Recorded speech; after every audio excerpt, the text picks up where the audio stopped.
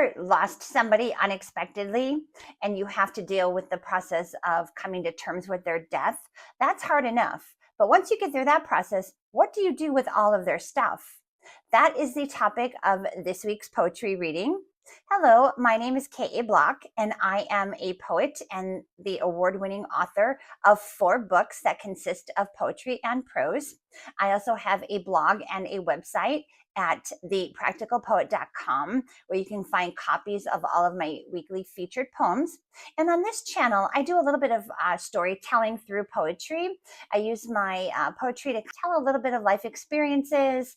Each week I feature a different poem and tell a little bit of the backstory about the poem, maybe the inspiration, how it came to be, why I am choosing to feature this particular poem during this week. And then go ahead and get into a reading of the poem and provide links to my website and my blog so that you can find the poem there later if you choose. So this week's poetry reading is from my 3rd book called Gather Seeds of Hope. And down here you can see my name, K.A Bloch. And this is a poem called Gone. And the reason that I'm choosing to feature this poem this week is you may be aware it is the holiday season. We are approaching Christmas. And the holiday season seemed to drum up all of those emotions that people have during holidays. We start thinking about our loved ones that are no longer with us. We start pining for Christmases past or holidays past, and just a lot of memories that surround this time of year. So I've been thinking a lot about my parents. They're both gone. And recently I posted a video called A Mother's Love, which has to do with my mom and her passing and how some butterflies and hummingbirds brought me some peace and comfort during that particular time. This poem started off reliving the night that my dad died. And like I mentioned, my poems do a little bit of storytelling. And I started to tell the story about the night that he died very suddenly, pardon me. It's very dry in here and I've been talking a lot today. He died in October of 1989, just shortly after the San Francisco earthquake. And I remember the night that he passed away. We all went to bed after watching some of the news coverage. Pardon me, I'm so sorry. And I woke up about 3 in the morning and I heard a lot of chaos in the house. And I woke up and I thought, what's going on? And my first thought was, it must have snowed outside because they were forecasting some snow. And even here in the Midwest, an October snowfall is still a little bit early. And so I got up and I looked out the window and sure enough, it was snowing. And I thought, well, my mom and my brother and whoever else is up is making a big fuss about the snow. I'm just going to go back to bed because it's snow. I've seen it before. I got back in bed and I still heard a lot of noise and a lot of chaos. And then I thought, well, my brother still lived at home along with me. And sometimes he would come home at 2, 3 in the morning after hitting the bars with his buddies. And if my mom happened to be awake, he would talk her into making him some fried egg sandwiches. And if you've ever had a fried egg sandwich, they're so good. But that's one of the things I miss with my mom. And she would gladly, I don't know about gladly, she would get out of bed and she would make him fried egg sandwiches and they would sit and chat over their fried egg. They'd have a little fried egg party and sit there and catch up and chat. And I think they both really enjoyed that. And every now and then, if I was home or if I was coming home late, I would join in and it was just a nice time. So I figured out they're just having their little fried egg party. And I started to go back to bed. But then something said, no, something's not right here. And I could see the light coming through from underneath the crack in my door, which would have been unusual to have house lights on at that time of night because somebody would have been sleeping. So I opened up the door and I started to walk up the stairs. We lived in a split level. So I walked up 5 steps and then a landing and then the rest of the stairs that led to my parents' bedroom. And I just knew instantly things were forever changed in my world. I could see the lights, all the lights were on. The bed covers were thrown back. My brother was trying to do CPR on my dad to revive him. And my mom saw me there and she yelled, call 911. And I could hear her crying about, he's cold, he's already cold. And so we knew that he was probably gone. And I remember calling 911 and then I remember calling them back probably only a minute or 2 later, but it seemed hours before I called them back and I said, you're not here yet. And they said, we're on our way. And then I saw them come and we ended up following them to following the ambulance to the hospital. And then I had to call my sister and I didn't tell her the news. She lived on her own. And I said, you just need to come to the hospital. And there's another poem where I talk about one of the scariest sounds that you can ever hear is a phone ringing in the middle of the night, because it never brings good news. And so I'm sure that my sister felt that, and I hated to have to make that phone call, but my mom was not in any shape or condition to make that phone call. And so I started to write. This poem was therapeutic for me to tell my story, remembering the night that how my dad died. And the words, as they do sometimes when I write, I start off in one direction, but the words are boss, and they will come along and they will take me into a completely different direction. And that's really what happened with this poem. This poem started off, again, mentioned a couple of first verses about the night that my dad died. And then it starts to get into a little bit of a different tone. It almost takes on the tone of a more intimate loss, maybe a spouse or a partner, husband, boyfriend, something like that, as this person starts to move through the first stage of grief. If you're familiar with Elizabeth Kubler-Ross's 5 stages of grieving, the first stage of that is denial. And in this poem, the person going through this loss is going through that first stage of denial. And you'll hear in the poem how he or she is moving around things in the house with the expectation that the person is going to be coming back. So we're not going to put your toothbrush away because you're going to come back and you're going to use it. And we're not going to sell your car because you're going to need to drive it again. And we're not going to give your winter coat away because you're going to need it because it's going to be winter soon. And so all of those different things, as they start to rearrange life with the still expecting that this person is going to come back to them. And then as they start to get toward the end of the poem, it's almost like a little realization is starting to creep in, and they're starting to realize, hey, maybe this person's not coming back. And I have all of this stuff that I have to look through. And I feel like a thief kind of coming through all of this person's belongings. But it starts to dawn on them that this is something that they have to do. They have to start sorting through this person's things.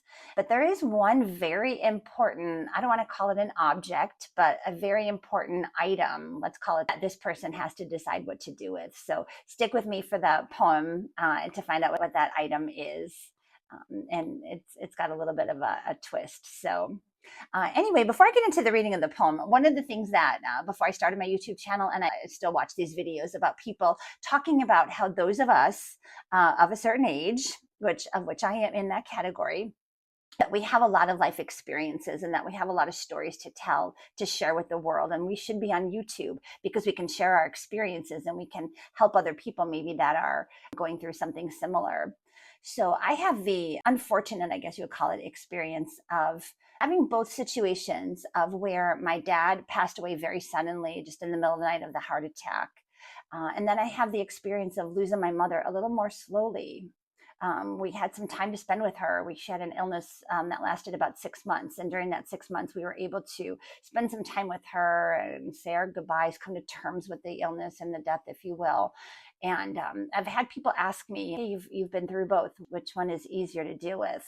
And I can assure you from my own experience that neither one are easy to deal with. They're both terrible things to have to deal with for different reasons. And in my dad's sudden death, you have no choice. You are just thrown into this world of chaos and confusion and denial. And you are just looking around saying, what just happened? The rug was just pulled out from under me, and I have to go on and make peace with this. And then suddenly denial starts to go into the different stages of the 5 stages of grieving, and you can move through those steps. And it's just a little bit more of chaotic confusion into your world that you weren't expecting. With a person that's ill and you have that chance to say goodbye to them, it's still very difficult. You still are in a bit of a denial, and you're still hoping against hope that things are going to turn around. Whatever they're ill with is maybe they're going to come up with a miracle cure or something like that, or this person's suddenly just going to be cured and better, and life is going to go on as we know it. And so you have that time to say goodbye, which is sometimes a little bit of agony as well. Unfortunately, when my dad died, I had no choice. He was just gone, and I had to deal with it.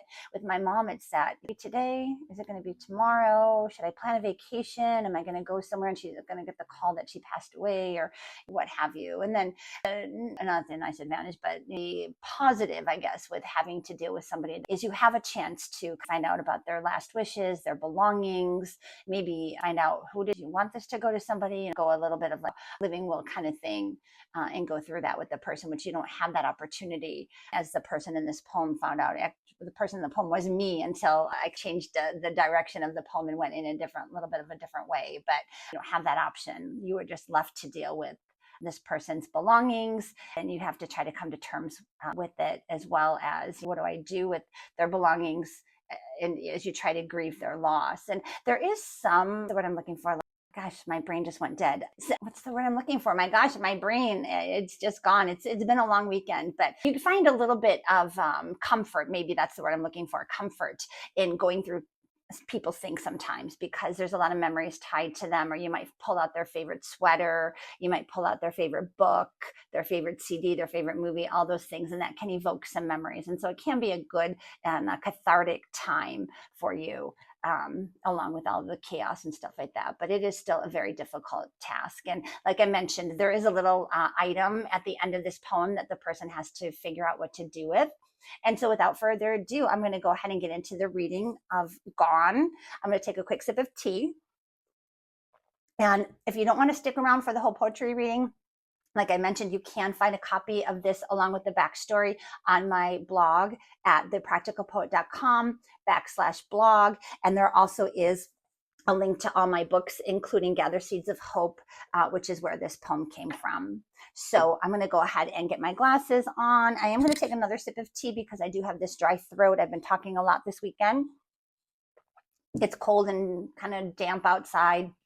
So it's that December weather here in the Midwest. And so here we go. I'm just going to go ahead and flip my page. I always use this bookmark and it never seems to mark my page appropriately. So I think I need to get a better bookmark for my next poetry reading. So without further ado, here is Gone. And remember, the first couple of verses are my own experience of hearing the night that my father passed away, and then branches off into a different tone. So here we go. Gone.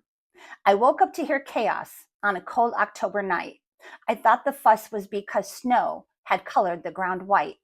After all, this early snowfall really is quite rare. I sighed and laid back down in bed, as if I didn't have a care. But something told me to get up. Something was not right. I stepped out of my darkened room into the glaring light. The desperate chest compressions, the calling of your name. I knew right at that moment my life would never be the same.